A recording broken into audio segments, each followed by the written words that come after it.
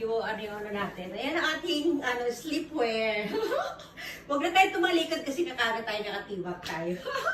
Uy, wala din na yan. Ayan.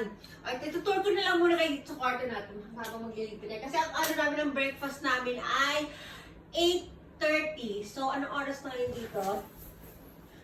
6:37. Meron pa tayong almost 2 hours para itutur ko kayo sa ating kwarto. Ha? Dali. O, ayan yung ating higaan. Nakaano tayo, ang tawag dito ay tatami mat. Yung para siyang banig, di ba? Japanese tatami mat. Hindi ko na kayo na-room tour kahapon dito kasi hapon na kami dumating dito. So, pagod na pagod, malayo yung biyahe. Ito yung ating table. Medyo makalat na tayo kasi, di ba, usually nagbibideo tayo dito pag kayong pag kayong pagdating. Kasi ito yung sa may table, ayan, meron tayong upuan na ganyan.